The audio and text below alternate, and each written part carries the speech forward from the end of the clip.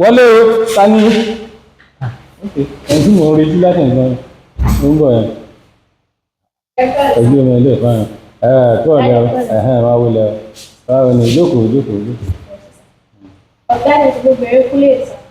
Ẹ̀kúnlé náà ló ń bá ẹ sọ̀rọ̀. Kúnlé Adéríbi gbé gbogbo ẹ̀. Èmi náà mò ń jẹ́ bẹ́ẹ̀ àròrò ojú mi ni.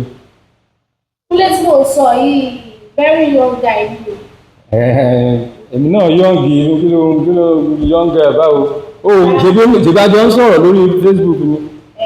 Kì í ṣe Kúnlé tí ilẹ̀ Kúnlé ó ṣẹ̀dọ̀ owó bà sí ní sísí.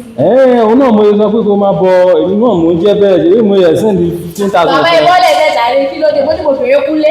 Ṣé Kúnlé yìí ni mo bèrè mo bèrè Kúnlé ọmọ kékeré ni Kúnlé tí mo bèrè sàn. Kúnlé tó ń bèrè ni Kúnlé tó ń bèrè rèé.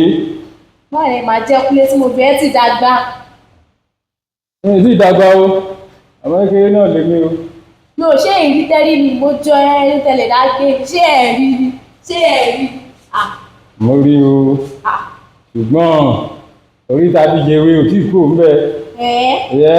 Bàbá ṣe ti kọ wíìlì nílẹ̀ fáwọn ọmọ yẹn ṣá. Kò ní ìdí wíìlì o mọ nǹkan tó ṣe o mọ nǹkan tó ń pè mí. Jẹ́rìí lè gbé nǹkan tí mo yẹ kó máa yé nǹkan tí mo sọ fún yín nìyẹn bàbá. O mọ nǹkan tó ń pè mí ni o mọ alẹ́ àtiwá èmi Gùsànmádé òṣòbìnrin wẹ́wẹ́ máa ṣe wẹ́wẹ́ pátápátá. Bàbá ẹ bọ́lẹ̀ ní ẹ̀sà ní kí àjàgà fi ṣe ọmọdé. Orí ọmọ yín ní kò wà bẹ́ẹ̀ bí ìṣe mọ̀ pé ẹrù wà ń bẹ̀ ó ga o. Bàbá kì í ṣe fún yín tí bá bu ilé ẹ̀pẹ́ máa gbàgbé sọ́dá. Ṣé ẹ̀rí mi ní ẹ̀rọ ọmọdé? Ìyẹn gangan ni mò ń wá. Ẹ̀yin sẹ́ni.